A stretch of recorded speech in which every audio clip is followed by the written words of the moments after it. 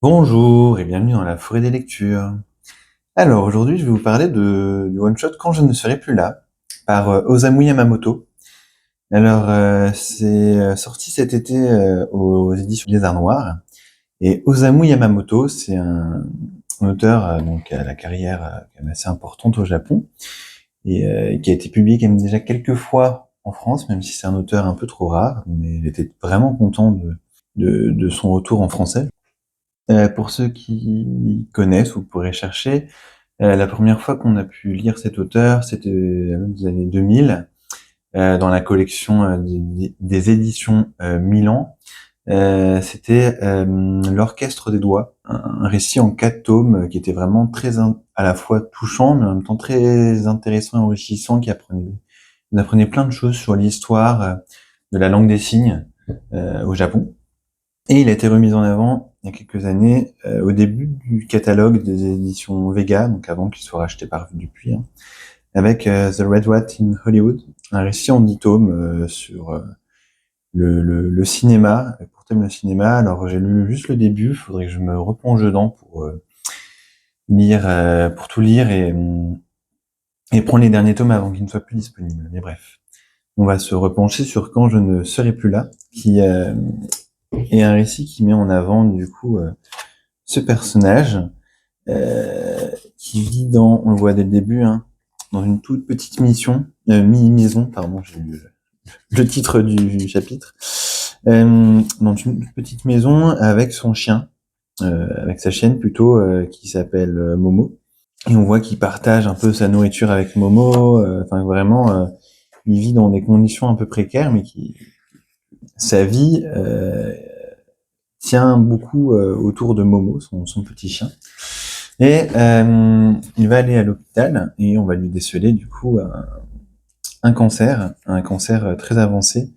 Euh, il lui reste au maximum 1 an d'espérance de vie. Et du coup, ça met tout de suite le ton sur l'aspect un peu dramatique du récit, avec cette fin de vie qui arrive et Momo, ce chien là, on peut voir qui compte plus que tout pour ce monsieur. On va découvrir petit à petit un petit peu sa vie, son quotidien, et et on va découvrir du coup comment il a rencontré Momo.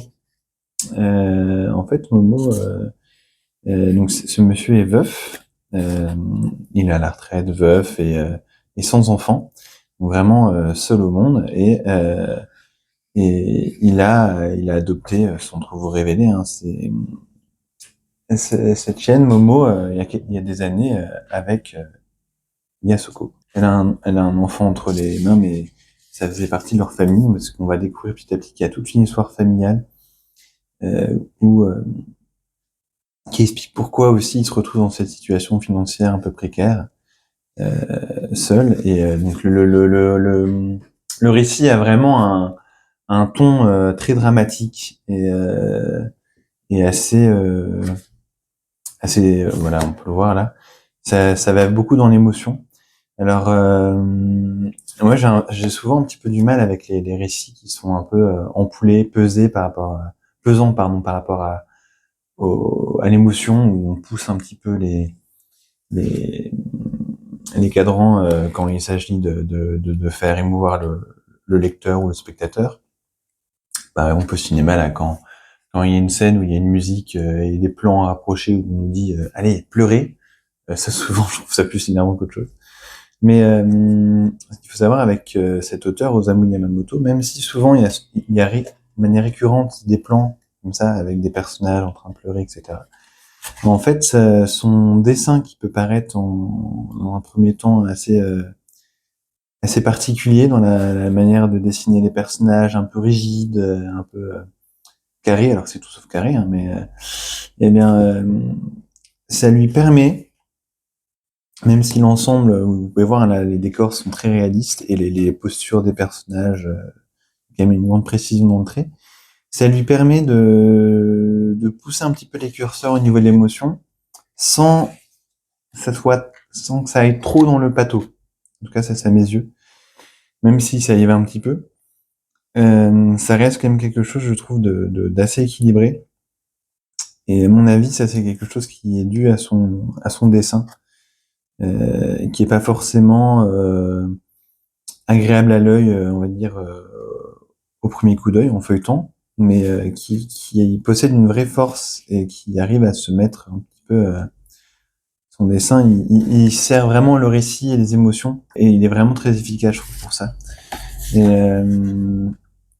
on peut voir, il y a quand même vraiment au niveau du contexte, du cadre, des décors, de la posture des personnages, c'est quand même assez réaliste et très précis. Et ça permet vraiment de nous ancrer dans l'histoire et après de nous laisser emporter dans une histoire où l'émotion un peu affleure des pages, sans que ce soit non plus trop appuyé. Ouais. Et du coup, on va voir cette histoire de ce monsieur qui va, en fait, pour revenir à l'histoire, hein, vouloir s'occuper de Momo jusqu'au bout, tout en essayant de trouver des solutions pour quand il va décéder ou quand il ne pourra plus s'en occuper. Et on va le voir qu'il va essayer de trouver une famille pour l'adopter. Au gré de différentes scènes, on va voir, il va faire plusieurs essais pour essayer de trouver quelqu'un qui veuille adopter sa chienne. Et il va avoir plusieurs surprises au fil du récit, dans toute la dernière partie du récit, hein, où en fait, il va retrouver certains éléments du passé, que ce soit familial, et j'en dis pas plus pour pas trop en révéler. Il va avoir quelques petites surprises et qui arrivent pas non plus comme ça de manière trop hasardeuse et qui vont vraiment permettre à ce monsieur de partir de manière. C'est pas un spoil, hein, regardez, enfin rien que le titre l'indique, qui va vraiment pouvoir partir l'esprit tranquille avec un avenir pour son chien. Et derrière ce récit assez touchant et vraiment je trouve très bien construit, que ce soit dans cette relation entre ce vieil homme et son chien, l'importance qu'il a pour lui de trouver un avenir pour son chien avec sa disparition, et après les petits apports scénaristiques qui arrivent. On voit que Osamu Yamamoto a voulu vraiment aussi rendre hommage aux personnes qui s'occupent des chiens, enfin des animaux de compagnie, mais en pas uniquement dans une relation ce chien m'apporte quelque chose, vraiment en prenant en compte l'animal et et en essayant de penser à son avenir. Et, le récit dresse en arrière-fond toute la problématique de ok, les gens prennent des animaux de compagnie avec eux, vivent avec des animaux dont ils s'occupent, mais il y a le destin de ces animaux au-delà de la vie des humains. Et il y a quelques passages, je trouve, qui sont vraiment bien menés et qui amènent des réflexions intéressantes dessus.